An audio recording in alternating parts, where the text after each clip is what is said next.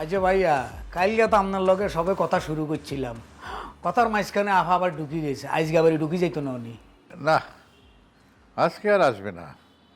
যে বন্ধুর বাড়িতে গেছে সেই বন্ধুর বাড়িতে গেলে ও দিনের বেলায় তো নয়ই, গভীর রাত পর্যন্ত থাকে।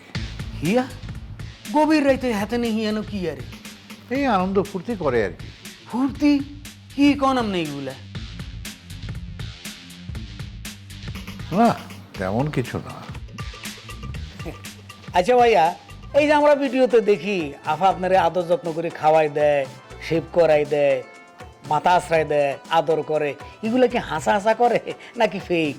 কোনটা যে আসল কোনটা যে নকল এসব কিছু আমি গুলিয়ে ফেলেছি।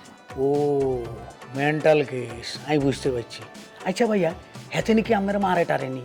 না, গায়ে হাত দেয় না, তবে ধমক তো দেয়। ও ভাইয়া, আর একখান প্রশ্ন। আপনি যে কাইয়া বলছিলেন আপনি ফকির হয়ে গেছেন, সরি ভাইয়া, মানে আপনার ফ্যাক্টরি, আপনার ব্যবসা বাণিজ্য ধরা খাইছে, তো এতে আপনার বিয়ে করছে কিনলে? হ্যাঁ হ্যাঁ, দেখো, হাতি মরে গেলেও লাখ টাকা, একটা কথা আছে না। এখনো আমার তিনটে ইন্ডাস্ট্রি রান করছে।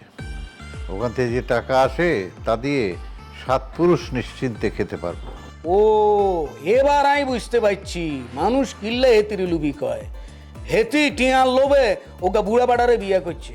সরি ভাইয়া, আমরা তো বুড়ানো, আপনি এবার গ্রিন। আচ্ছা, হেতি যে আপনারে ধমক মারে, তা আপনি হেতিরে বার করে দেন না, কিনলে ডিভোর্স দিতেন? তুমি এত বোঝো, কিন্তু কোর্ট কাছারি বোঝো, শিশু আর নারী নির্যাতন মামলা বোঝো? না ভাইয়া, আমি কখনো মামলা খাই না, আমি বুঝি না। আমি কি এই বয়সে ওই কোর্ট কাছারিতে গিয়ে বসে থাকবো আর দৌড়াদৌড়ি করবো?